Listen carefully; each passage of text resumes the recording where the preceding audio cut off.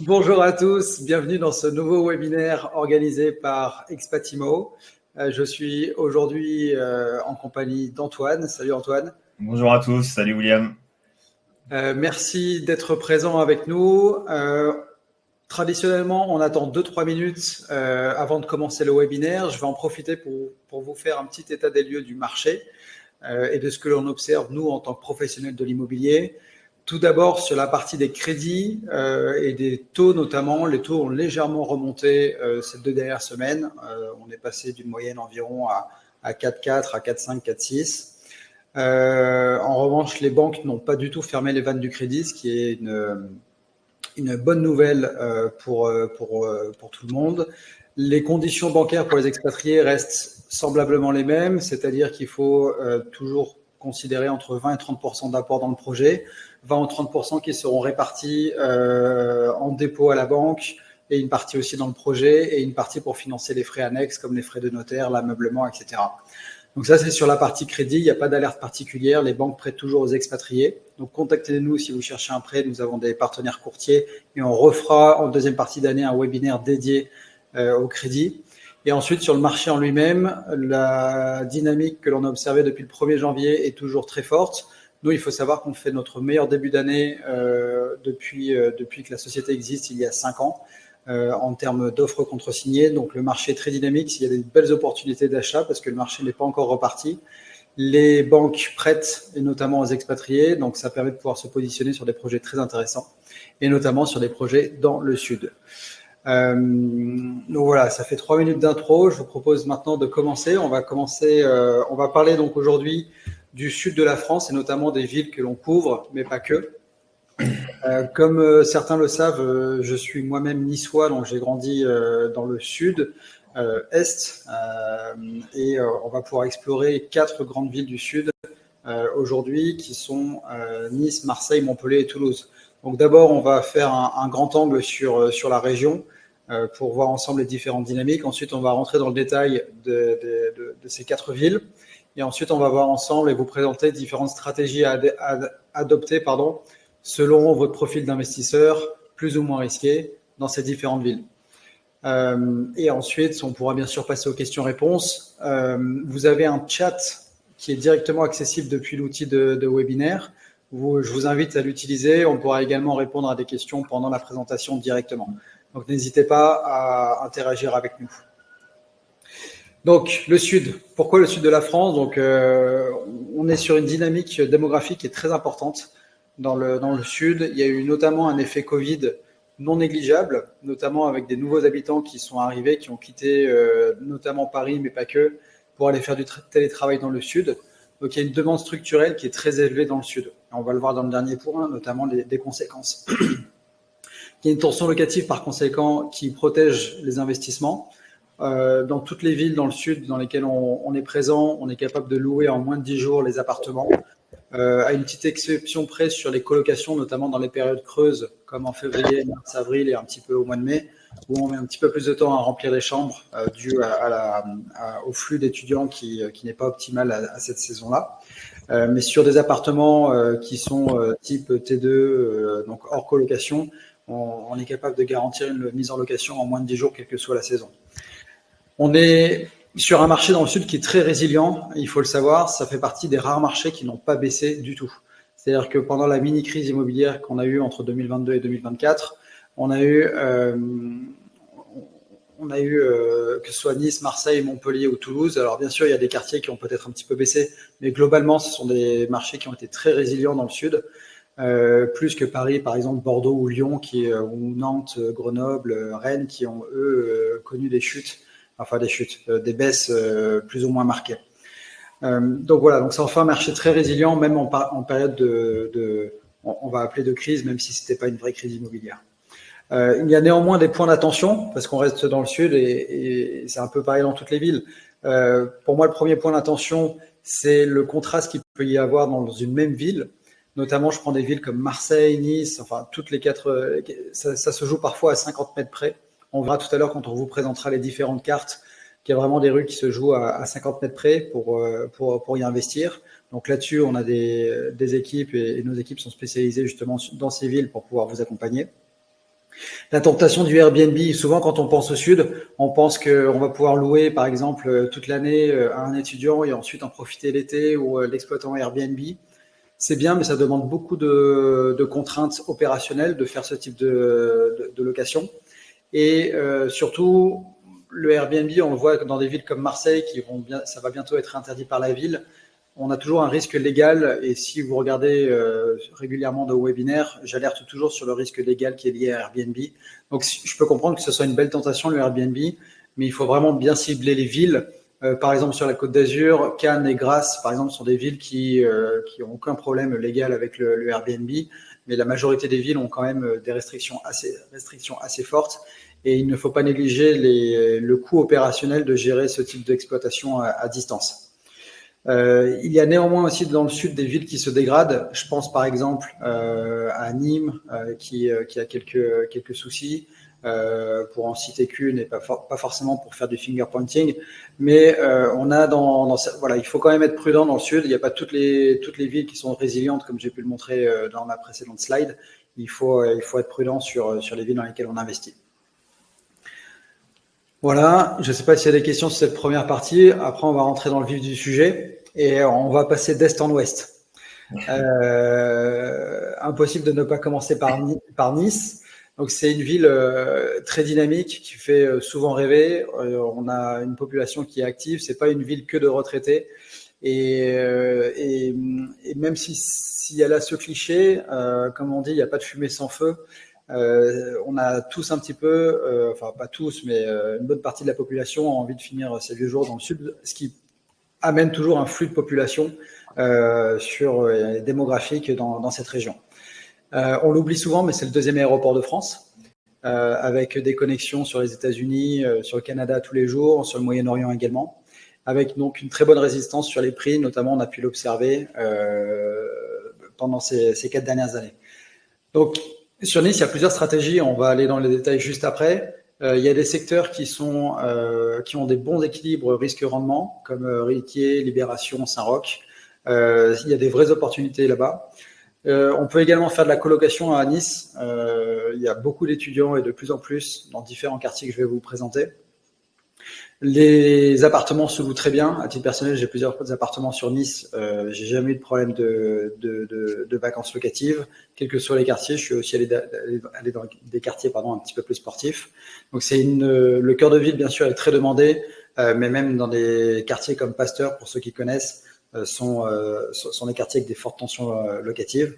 On peut viser des rentabilités entre 4,5 et 6%. Donc ça reste une ville plutôt patrimoniale, on va le voir par rapport à Marseille et Montpellier. Néanmoins, on peut aller chercher jusqu'à du 7% dans certains quartiers que je vais vous montrer maintenant.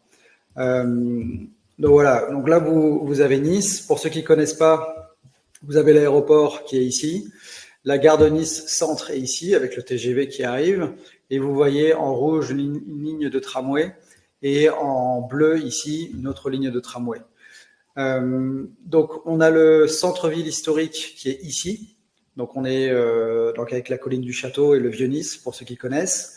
Donc là il y a beaucoup d'Airbnb qui sont faits. Moi personnellement c'est pas forcément un quartier dans lequel j'aime faire investir les gens parce que c'est un quartier qui est très étroit, qui est très saisonnier. Donc voilà. On a le Carré d'Or, qui est le quartier le plus privilégié de Nice, où on peut atteindre des prix au mètre carré entre 10 et 12 000 euros du mètre. Là aussi, on a des rentabilités qui restent assez faibles, donc on n'y va pas. Donc c'est tout ce quartier ici.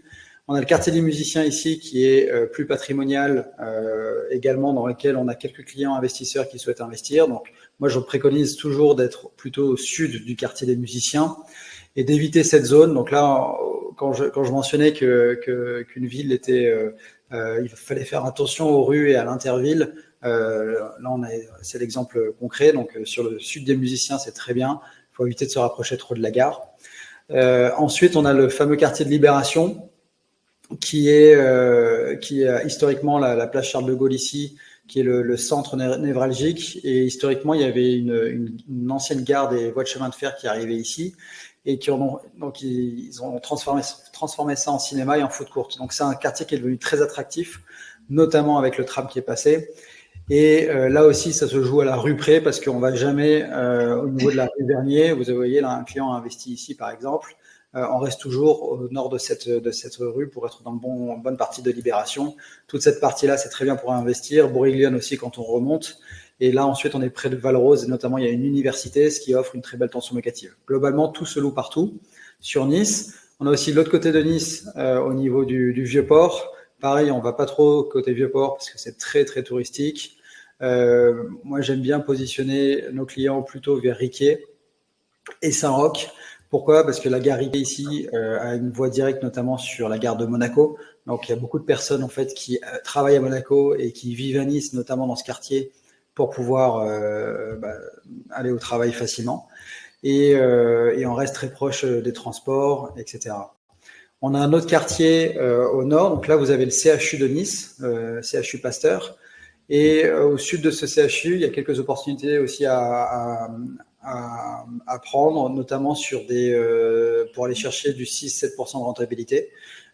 Pour avoir testé à titre personnel ce quartier, on peut très bien, on a une très belle tension locative avec des bons locataires. Beaucoup de personnes travaillent au CHU et veulent y habiter à côté. Et en plus, on a le tram qui arrive jusque-là.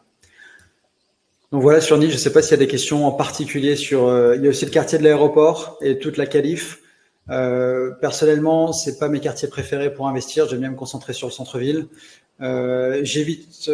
Parfois, vous avez des personnes qui vont vous dire que vous pouvez aller chercher de la rentabilité, notamment à la Madeleine. Donc, ce sont toutes les vallées.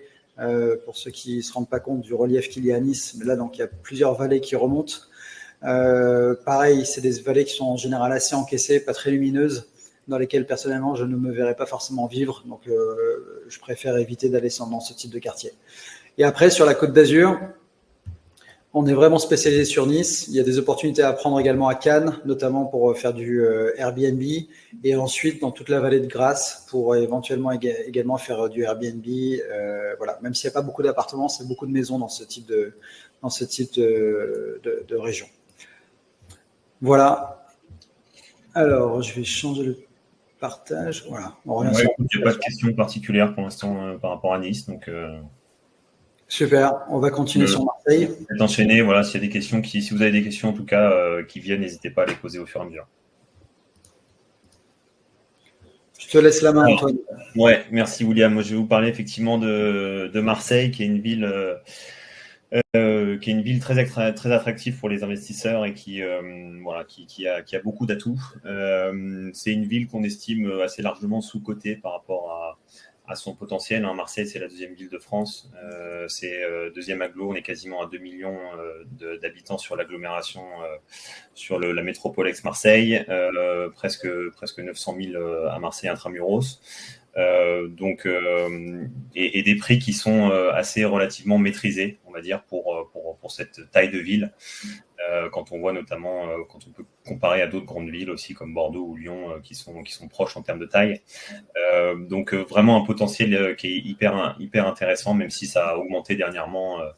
Il y a toujours des potentiels de valorisation qui sont là.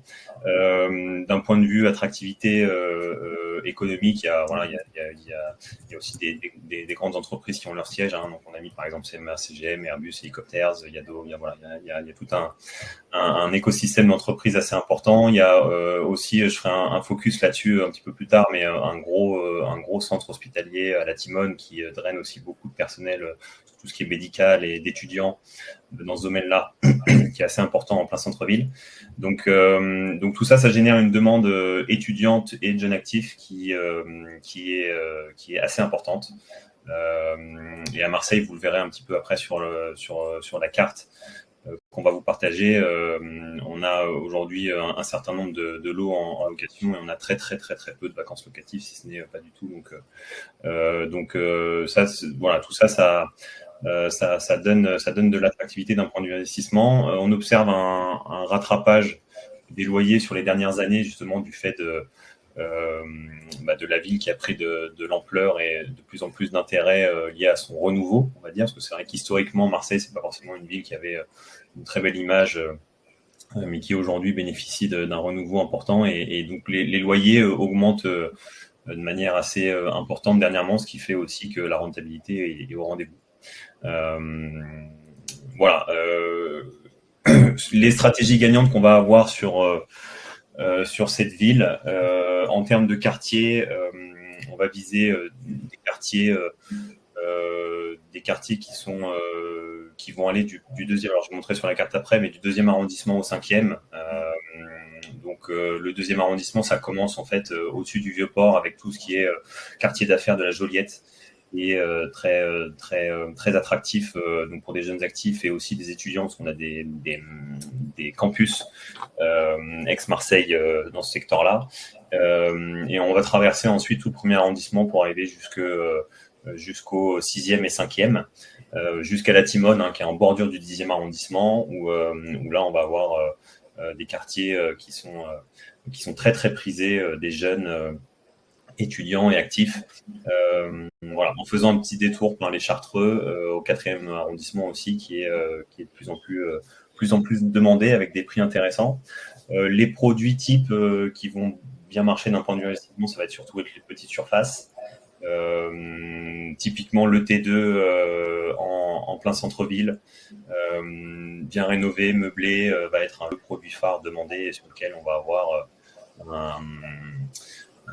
une demande très très forte. Voilà. Les rentabilités brutes, comme le disait William, sont un petit peu plus élevées qu'à Nice, du fait que ce soit une ville qui encore une fois a des prix d'achat relativement maîtrisés. Donc on va avoir des rentabilités qui vont plus être entre 5,5% et 6,5%, tout en restant vraiment très très central, en hypercentre de Marseille. Donc avec une belle densité de moyens de transport, de commerce. Voilà, c'est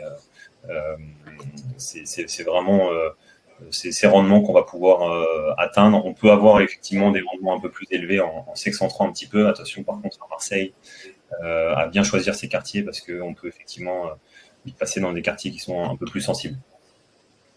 Alors, avant de passer à la carte, on a une question d'Adeline, notamment pour spécifier si les loyers sont plafonnés ou susceptibles de l'être. Je vais répondre. D'abord, j'aimerais insister sur le fait qu'il y a eu un rattrapage naturel des loyers à Marseille.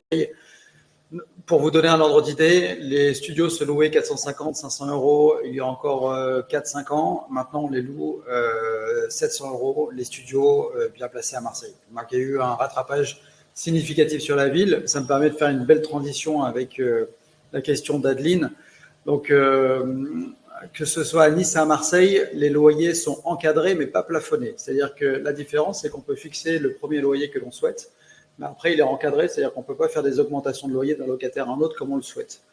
Ce qui n'empêche bien sûr pas de pouvoir louer. La seule ville en question pour couvrir rapidement les 4 villes, c'est Montpellier. C'est la seule ville sur laquelle les loyers sont plafonnés. C'est pour ça qu'on va le voir, on a une stratégie de colocation qui nous permet de jouer un petit peu avec les règles sur ce côté-là. Est-ce qu'elles sont susceptibles de l'être? Nice, Marseille et Toulouse, c'est-à-dire elles sont toutes encadrées au niveau du plafonnement.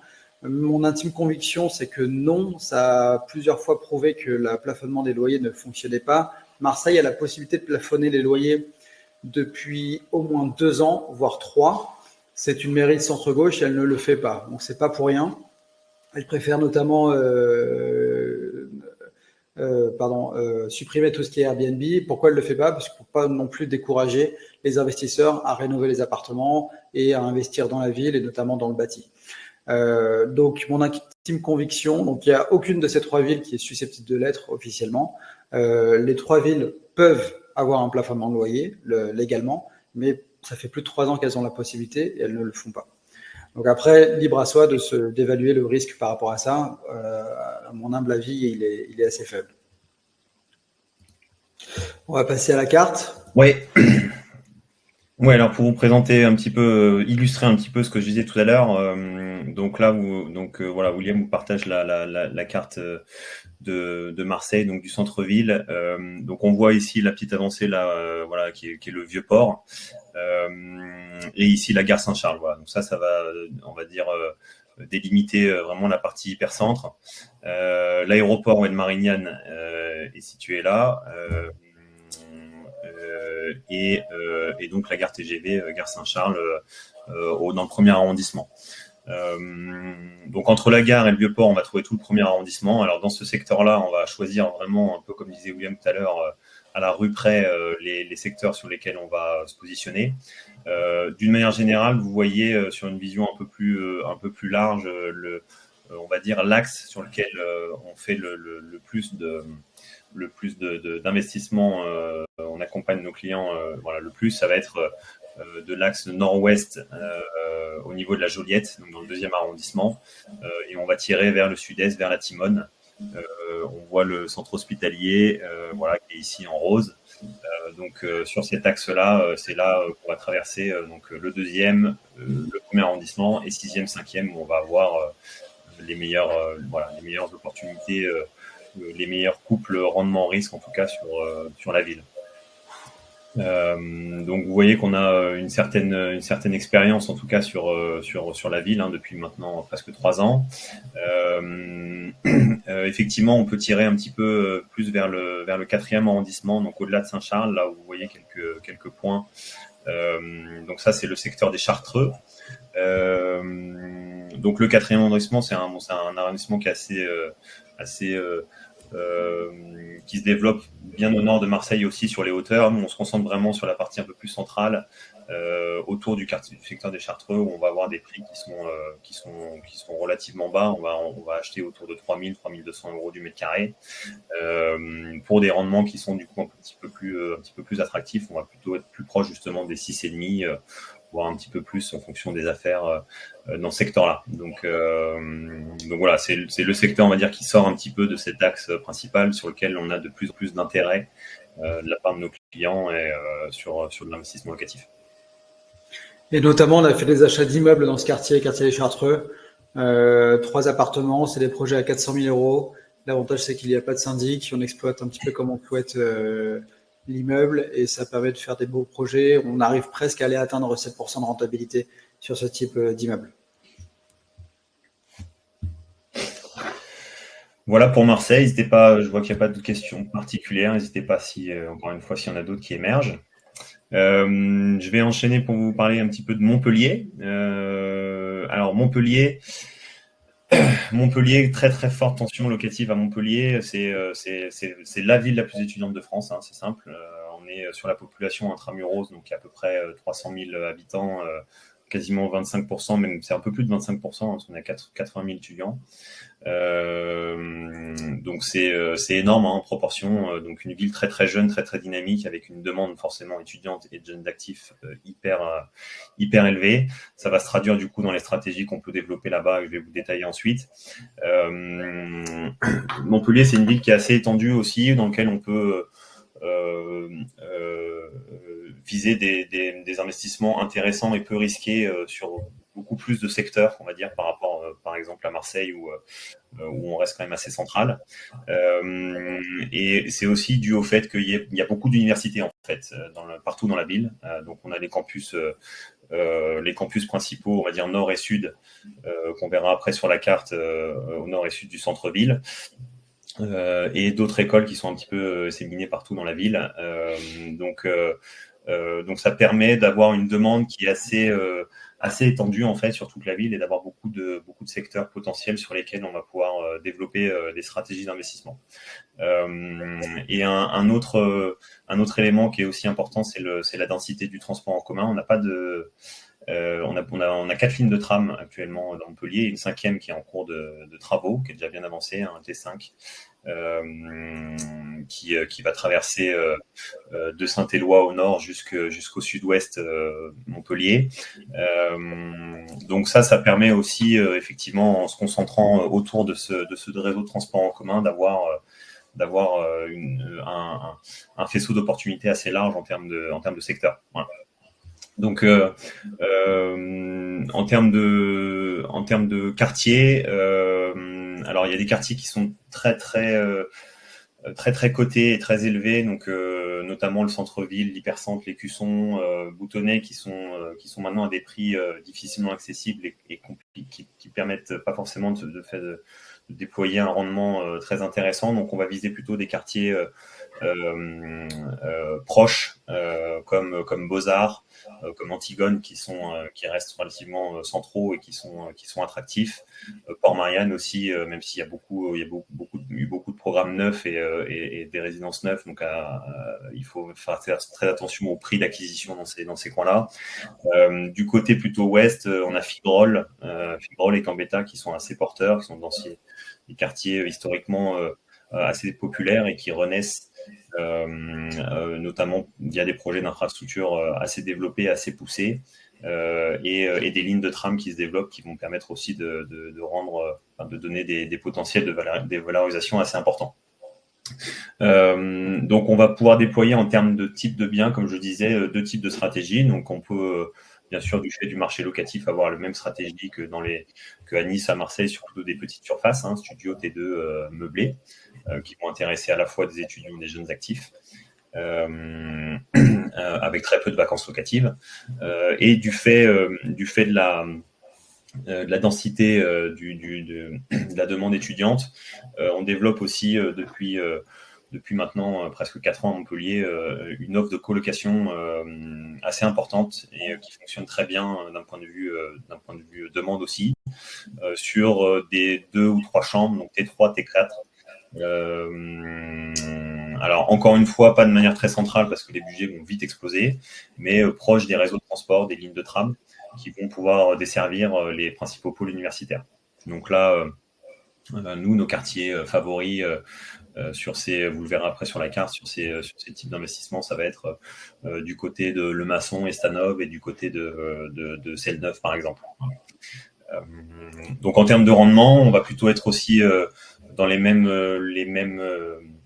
niveaux de rendement qu'à Marseille, sur des rendements bruts à peu près entre 5,5 et jusqu'à 6,5%, voire 7%. La colocation, 7,5%, c'est possible quand on passe sur des colocations T4, d'atteindre ces niveaux-là à Montpellier. On va peut-être partager un petit peu la carte pour illustrer tout ça.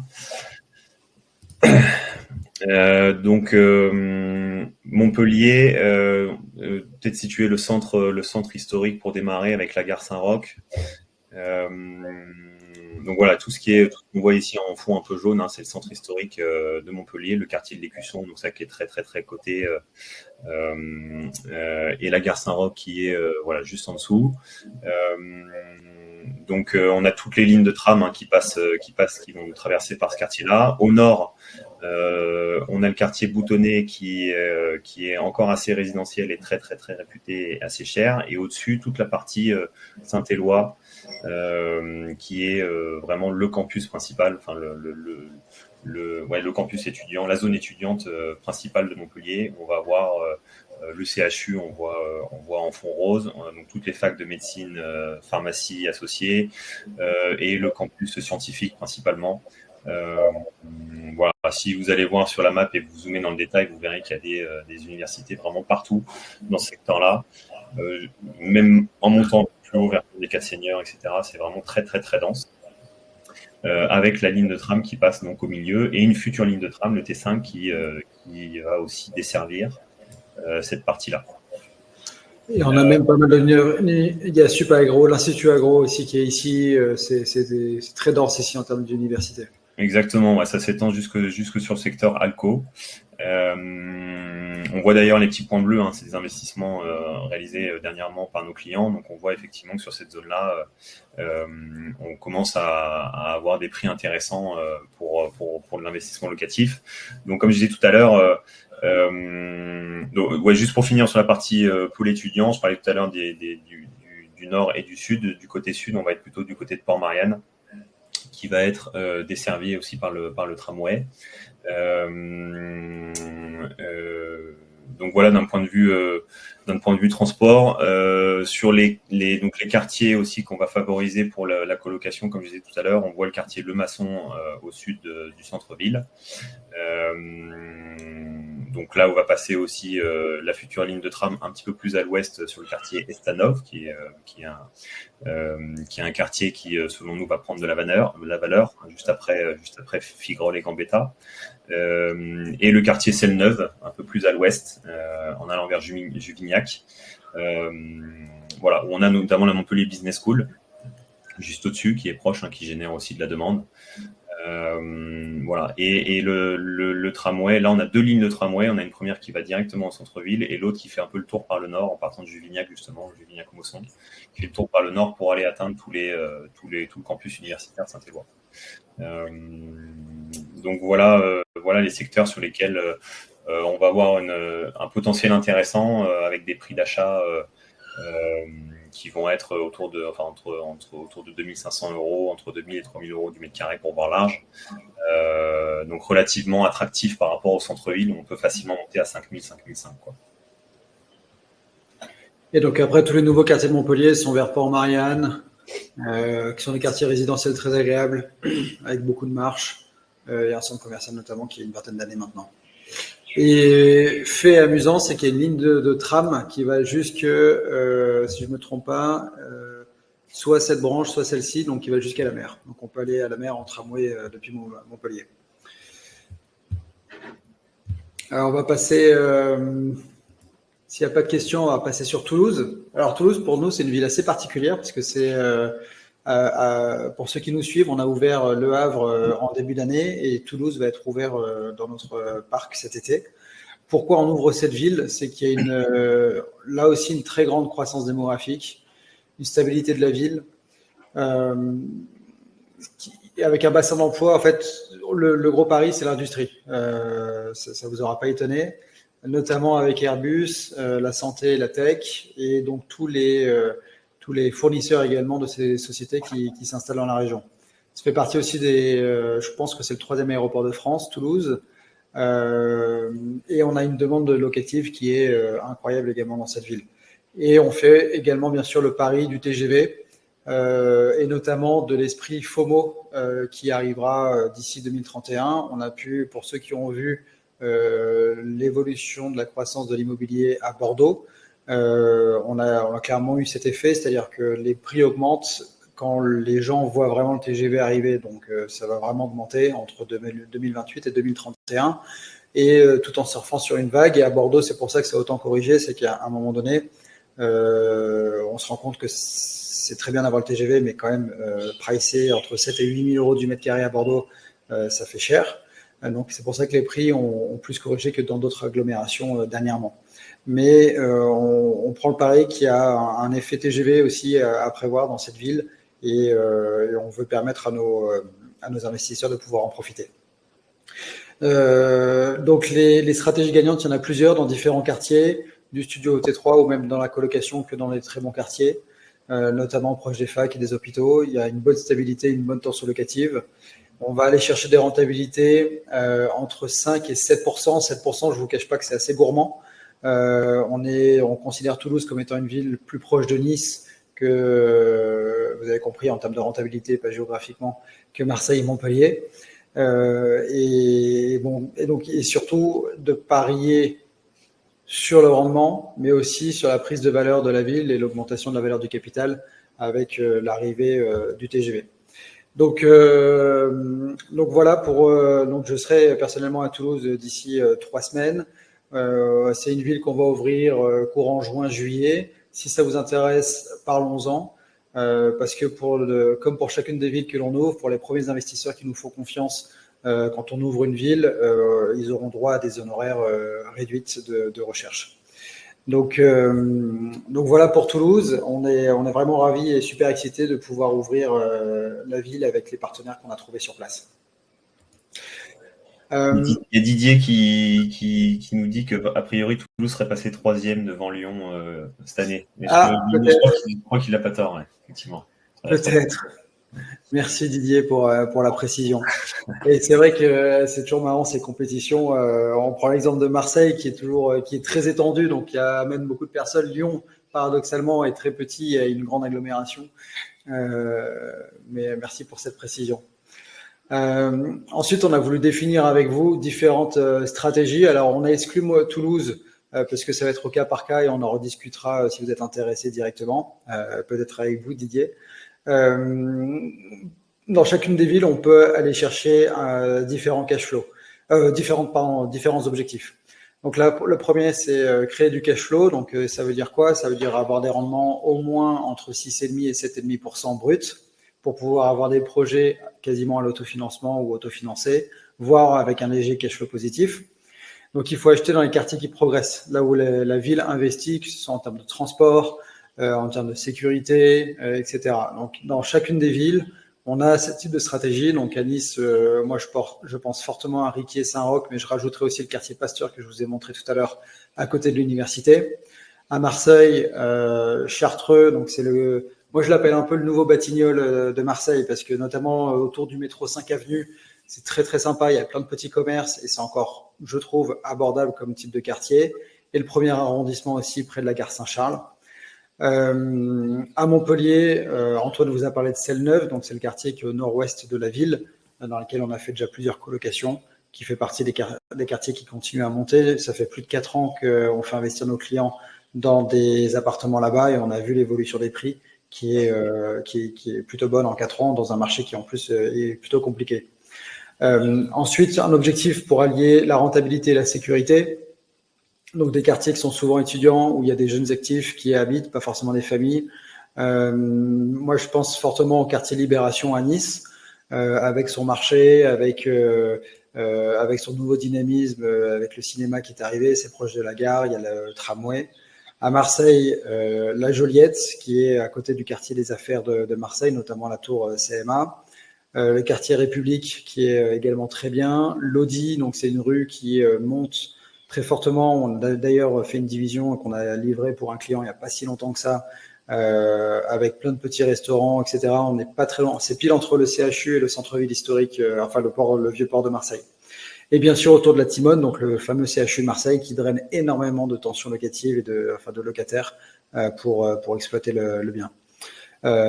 Et Montpellier, c'est les nouveaux quartiers dont Antoine nous a parlé, Port-Marianne notamment, qui sont en face de la nouvelle mairie de Montpellier. C'est à côté d'un cours d'eau. C'est souvent des bâtiments qui sont relativement récents, c'est-à-dire moins d'une vingtaine d'années. Donc l'avantage, c'est qu'ils sont déjà bien aux bonnes normes énergétiques. Il y a très peu de travaux à faire. On a souvent des belles terrasses. Donc c'est des appartements très agréables à acheter pour des clients qui en plus se projetteraient d'y habiter plus tard. Ensuite, il y a une stratégie, ce qu'on appelle plus patrimoniale, donc comment construire un patrimoine solide. Il faut être dans les quartiers établis, donc à Marseille, c'est être 6e, 7e, 8e, où on peut trouver des rendements du coup plus autour de 5, 5,5%.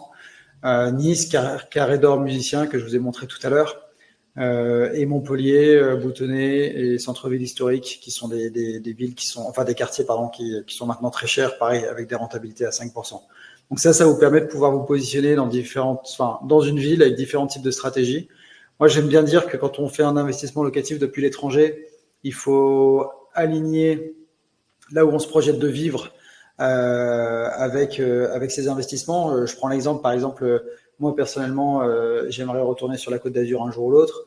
Si j'investis à Limoges et qu'ensuite je veux investir sur la Côte d'Azur, enfin je veux vivre sur la Côte d'Azur, je vais potentiellement investir dans un produit qui sera décorrélé de mes envies futures. Donc si je revends mon appartement à Limoges et que le marché de l'immobilier s'est moins bien comporté que celui de Nice, par rapport à mon référentiel qui est celui de Nice, j'aurais perdu de la valeur et donc mon investissement, j'aurais mieux fait d'investir à Nice en ayant par exemple un T2 à Nice qui aura pris de la valeur autant que le T4 que j'achèterai peut-être dans 20 ans dans la même région. Donc j'invite souvent nos clients à réfléchir à cette démarche pour pouvoir choisir des villes dans lesquelles donc le but c'est pas forcément d'acheter l'appartement dans lequel vous vivrez, mais de viser des villes qui seront alignées en tout cas en termes d'inflation immobilière avec vos futurs projets. Ce qui vous permet aussi de pouvoir définir votre projet. Dans chacune des villes, on a la possibilité de bien sûr de vous accompagner. Nous, donc, pour ceux qui ne nous connaissent pas, on fournit un service pour les expatriés clé en main, c'est-à-dire qu'on a dans chacune des villes des équipes dédiées, salariés ou partenaires pour sourcer les biens. Donc, on défend uniquement les intérêts de l'expatrié. On va également pour vous gérer les travaux et l'ameublement. Donc là aussi, on a des équipes de gestionnaires de travaux qui travaillent avec des artisans locaux pour pouvoir délivrer les projets. donc des projets parfois même très importants. Entre les deux, nous, on n'est pas courtier en crédit immobilier, mais bien sûr, on a des relations pour pouvoir vous aider à obtenir un crédit, ce qui est quand même la clé de voûte du projet. Là aussi, on a beaucoup d'expérience dans les obtentions de crédit, donc n'hésitez pas à nous contacter pour en discuter. Et ensuite, la dernière étape, c'est qu'on est capable, en interne, on a développé notre propre agence pour mettre en location vos biens et les gérer. Ce qui permet de pouvoir délivrer une chaîne de valeur complète et surtout quand on gère la location, tout ce qu'on vous a vendu en amont sur notamment la transaction, la tension locative dans la ville, les quartiers, etc. Vu que derrière, en général, dans 95% des cas, on gère la location du bien, c'est là où on est vraiment capable de démontrer qu'on délivre la valeur promise 6 mois avant quand on vous a fait positionner sur un bien. Donc voilà un peu les panels de services qu'on fournit. Et la grande surprise, c'est que c'est pas que dans le sud. On refera un webinaire dédié au nord de la France et ensuite à Paris un petit peu plus tard dans l'année. Donc on est présent dans toutes ces villes que vous voyez sur la carte. Dans chacune des villes, on peut adapter des stratégies différentes. Bien sûr, ne me demandez pas une stratégie de cash flow positif à Paris. On ira peut-être en chercher dans le sud de Paris ou ce genre de choses. La région du Nord aussi propose différents types de stratégies, c'est très intéressant. À Mulhouse également, au Havre également. Et voilà, donc n'hésitez pas à nous contacter. Vous pouvez scanner ce QR code, vous irez directement sur la page pour prendre un rendez-vous avec Antoine. Voilà, vous aurez directement accès à son calendrier. Antoine, je ne sais pas si tu as quelque chose à rajouter en particulier sur les villes du Sud. Non, rien de particulier. Je regardais s'il y avait des questions en même temps. Mais bon, apparemment, on a été assez exhaustif, parce qu'il n'y en a pas. En général, il faut, une fois que le premier s'est lancé, ensuite ça déroule. Donc n'hésitez pas à poser des questions, que ce soit sur les villes, sur les stratégies, sur la législation. Si on ne sait pas, on reviendra vers vous. Voilà.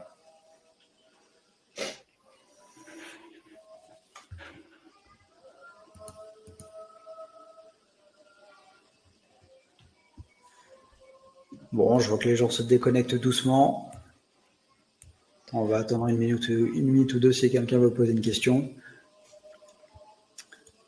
Ou si vous voulez la poser directement à Antoine, n'hésitez pas à booker dans son calendrier directement.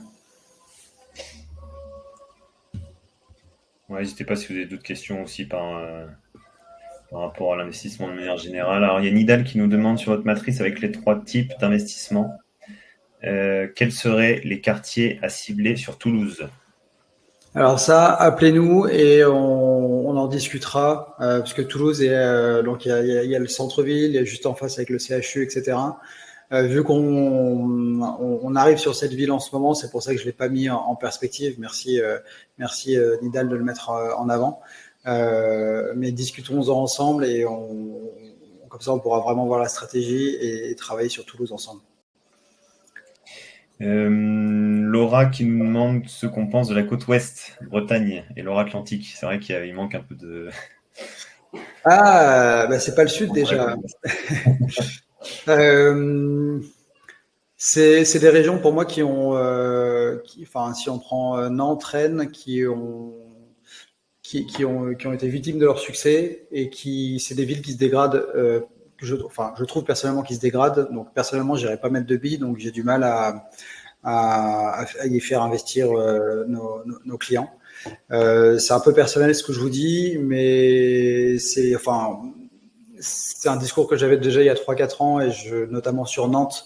Et tout le monde me regardait avec des gros yeux, et on voit qu'aujourd'hui, c'est la ville qui baisse le plus, qui a perdu 6% en un an, et c'est la seule, c'est Nantes. Donc voilà, j'associe ces villes-là aussi à Grenoble, par exemple, qui ont des centres-villes historiques qui malheureusement se dégradent assez rapidement, et les commerces ferment. Et donc voilà. Donc après, sur la Bretagne en elle-même, il y a sûrement nous, on se positionne uniquement sur des villes de plus de 100 000 habitants. Donc on n'est pas vraiment spécialisé, voilà, de Quimper, Saint-Malo, etc. Il y a sûrement des belles opérations à faire en Bretagne et sur la Loire-Atlantique, mais dans les villes principales de cette région, à la rigueur Angers, enfin c'est sur la ligne, dans cette région, je parierais plus sur Le Mans, Angers par exemple, qui, même si on n'est pas présent, sont des villes qui m'attireraient plus que vraiment Nantes et Rennes. Voilà, j'espère Laura avoir répondu à votre question. Et on a Sam qui nous demande si on peut nous parler de la réforme du statut LMNP. Bien sûr. Moins avantageux ou pas? Alors la réforme, elle porte uniquement sur... Alors la réponse est non, c'est pas moins avantageux, mais c'est plus subtil que ça. C'est-à-dire que le LMNP reste le meilleur régime fiscal pour investir dans l'immobilier. Pourquoi? Parce que vous amortissez la valeur du bien et du prix d'achat dans votre liasse fiscale, ce qui fait que pendant entre 10 et 15 ans, vous n'avez pas payé d'impôt du tout. La réforme, elle porte sur le fait que cet amortissement qui a été créé, il doit naturellement être reporté dans le calcul de la plus-value. Je dis naturellement parce que pour n'importe quel actif qui se déprécie dans une société, l'amortissement est calculé derrière dans le calcul de la plus-value à la revente. Si j'achète pour la société un véhicule à 10 000 euros, que je l'ai amorti en 3 ans, si je le revends 4 000 euros au bout de 5 ans, je paye un impôt sur la plus-value basé sur 4 000. Donc c'est une règle comptable normale. Donc donc la réforme concerne le fait qu'ils ont appliqué cette règle comptable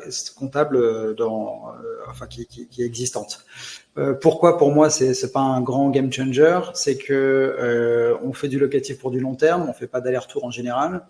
Et si je prends l'échelle de 15 ans, c'est-à-dire si on veut revendre le bien à la fin de l'amortissement, donc disons 15 ans, la décote sur l'impôt sur le revenu, sur la plus-value, est d'au moins la moitié. Donc c'est-à-dire qu'au lieu de payer 30% d'impôt sur la plus-value, je crois qu'on paye peut-être pas la moitié, mais entre 17 et 18% d'impôt sur la plus-value, entre guillemets seulement.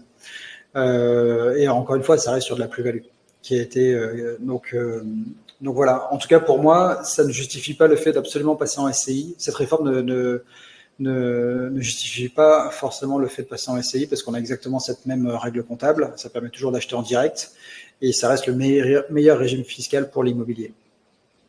J'avais quelque chose à ajouter, mais j'ai oublié. Mais pour le coup, en SCI, on n'a pas effectivement d'abattement pour durée oui. sur le calcul de la plus-value. Exactement. Quelle que soit la revente. Sam, si vous gardez le bien 30 ans, quel que soit vous n'aurez pas du tout d'impôt sur la plus-value, même avec cette réforme, parce que vous n'aurez pas l'impôt sur la plus-value sera ramené à zéro. Donc ça reste ultra avantageux comme régime, ce qui n'est pas le cas de la SCI.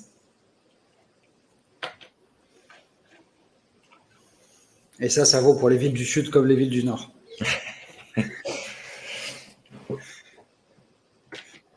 Mais écoutez, merci beaucoup pour votre temps. Merci pour vos messages. Merci d'avoir participé en tout cas. Il y aura un replay. N'hésitez pas à le partager avec des personnes qui pourraient être intéressées autour de vous. N'hésitez pas à nous suivre également sur les réseaux. Et le prochain webinaire en juin portera sur la fiscalité, justement, Sam, et les différents régimes fiscaux pour pouvoir loger un investissement immobilier. Donc, n'hésitez pas à vous inscrire dès que vous voyez la notification. Je vous souhaite une belle journée à tous et à bientôt. Au revoir. À bientôt. Bonne journée, à bientôt.